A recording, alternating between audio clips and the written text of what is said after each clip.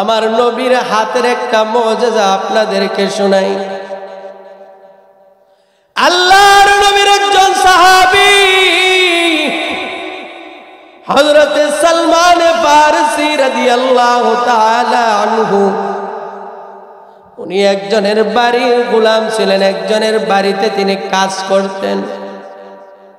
সালমান ফারসির মনে বড় ইচ্ছা তিনি তার গোলামি থেকে মুক্ত হয়ে যাবেন, আজাদ হয়ে যাবেন। মালিককে যখন আজাদির কথা বলছে, মালিক সালমান ফারসিকে ডাক দিয়ে বলে, রে সালমান, আমি তোমাকে আজাদ করে দিব, তবে একটা শর্ত আছে। এই যে খেজুরের বিচিগুলো তোমার হাতে দিলাম, এই খেজুরের বিচিগুলো নিয়ে তুমি ক্ষেতের মধ্যে লাগাইবা। এই খেজুরের বিচিগুলো থেকে যখন চারা হবে, ওই চারা থেকে যখন খেজুর হবে, খেজুর হওয়ার আগ পর্যন্ত তুমি ওই বাগানে কাজ করবা। যেদিন পাকা খেজুর এই বাগান থেকে আমার সামনে উপস্থিত করতে পারবা, ওই দিন তুমি আজাদ।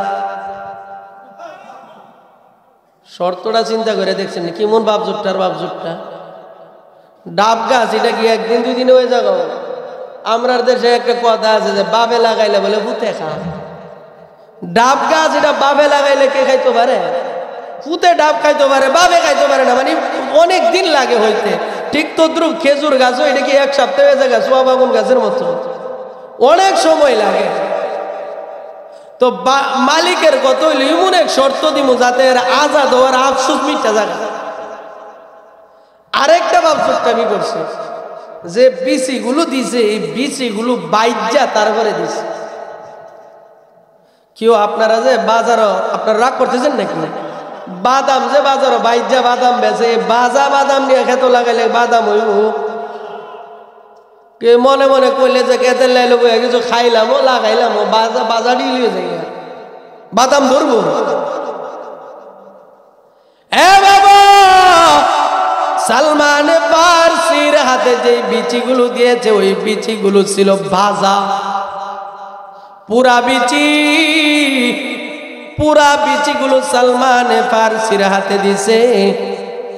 এর দ্বারা মালিকের উদ্দেশ্য হলো পুরা বিচি থেকে কোনোদিন গাছ হবে না, আর সালমানও কোনোদিন মুক্তি পাবে না। সিরাতের কিতাবের মধ্যে লিখে আল্লাহর নবীর কাছে সংবাদ পৌঁছে যে সালমানের মালিক সালমানকে মুক্তির জন্য শর্ত দিছে যে সালমান খেজুর গাছ লাগাইলে ওই গাছ থেকে খেজুর ধরলে এরপরে সালমান আজাদ। আল্লাহর নবী যখন খবর পাইছে, হযরত ওমরকে সাথে নিয়ে নবীজি চলে আসছে। সালমানকে নবী বলে, সালমান, বিচিগুলো তুমি আমার হাতে দাও।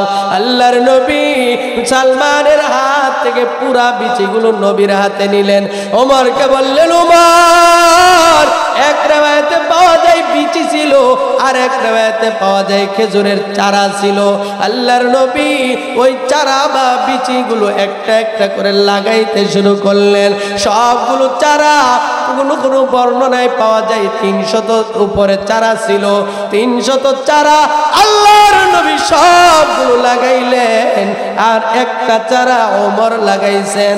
আল্লাহর নবী যে চারাগুলো লাগাইছেন কিতাবের মধ্যে লেখে যেই সময় নবী চারাটা লাগাইছেন ওই বছরই প্রত্যেকটা চারা বড় হয়ে ওই এক বছরের ভিতরে সবগুলো চারা থেকে খেজুর বের হয়ে গেছে। শুধু একটা চারা ওমর লাগাইছে, চারাটা থেকে আর খেজুর ধরে নাই। আল্লাহর নবী বলতেছে, এই চারাটা কে লাগাইছে? ওমর বলে, নবী গো, এই চারাটা আমি লাগাইছিলাম।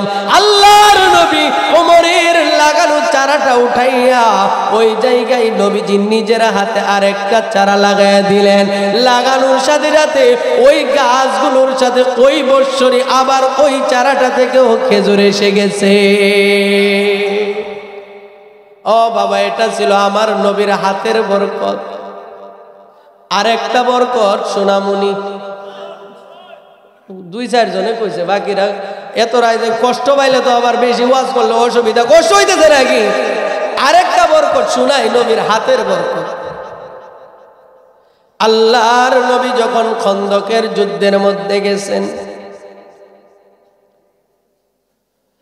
এক সাহাবী আল্লাহর নবীর সামনে আইসা বলে, নবী গো, ক্ষুধার যন্ত্রণা সহ্য করতে পারতেছি না, পেটে পাথর বাইধে রাখছি। আল্লাহর নবীর সামনে পেট থেকে কাপড় সরাইয়া বলে, নবী তাকায় দেখেন পেটে পাথর বাঁধা।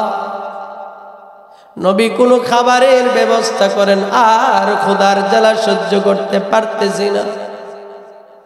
সাহাবী যখন নিজের পেট থেকে কাপড়টা সরাইছে, আল্লাহর নবীও নিজের পেট থেকে কাপড়টা সরাইছে।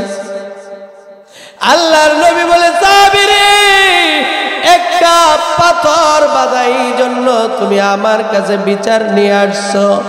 ও সাহাবী তাকায় দেখ, আমি রাহমাতুল লিল আলামিন ক্ষুধার যন্ত্রণায় পেটের মধ্যে 2টা পাথর বেঁধে রাখছি। আল্লাহর নবী যখন পেট থেকে কাপড়টা সরাইছেন, আল্লাহর নবীর পাশে একজন সাহাবী ছিলেন, হযরতে জাবের রাদিয়াল্লাহু তাআলা আনহু। জাবের যখন দেখলেন নবীর পেটে পাথর বাঁধা, ও বাবা, আমাকে জবাব দেন, সাহাবীদের অন্তরে নবীর ভালোবাসা কম ছিল না বেশি ছিল? এ আওয়াজে হবে না, আর জোরে, এখন কম ছিল না বেশি ছিল? সাহাবীদের অন্তরে নবীর ভালোবাসা অনেক বেশি।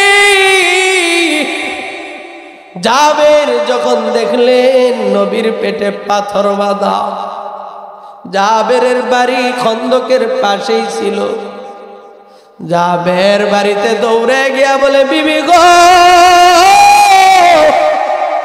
খন্দকের ময়দানে নবী ক্ষুধার যন্ত্রণায় পেটে পাথর বাইধা রাখছে। ও বিবি, ঘরে কোনো খানা আসেনি? খানা থাকলে তাড়াতাড়ি দাও, নবীকে খাওয়াইতে হবে। বিবি ডাক দিয়ে বলে, স্বামী আমার, ঘরের ভিতরে অল্প কিছু আটা আছে, এটা দিয়া রুটি বানানো যাবে, আর একটা ছাগলের বাচ্চা আছে। জাবের ডাক দিয়া কই, বিবি গো, ছাগলের বাচ্চাটা আমি জবাই করে দিয়ে যাই, আর আটাগুলো দিয়া তুমি খামিরা তৈরি করো। বিবি ডাক দিয়া বলে, যাবে নবীকে দাওয়াত দিবা, তবে দাওয়াতটা সবার সামনে জুড়ে দিও না, কারণ সবার সামনে যদি দাওয়াত দাও, আমার নবী একা আসতে বড় লজ্জা পাবে, সাহাবীদেরকে রাইখা নবী আসতে পারবে না। ও বাবা, নবী তো আমরা দেশের নেতার মতো ছিল না যে নিজে খায়া খালি পেট বড় করবো, জনগণ যাও। নবী এমন ছিলেন নাকি? জুরে কন্যা। আমার নবী নিজে না খাইয়া সাহাবীদেরকে খাওয়াইছেন, ইতিহাস আছে, ওই দিকে আজকে যাওয়ার টাইম নেই। আমার নবী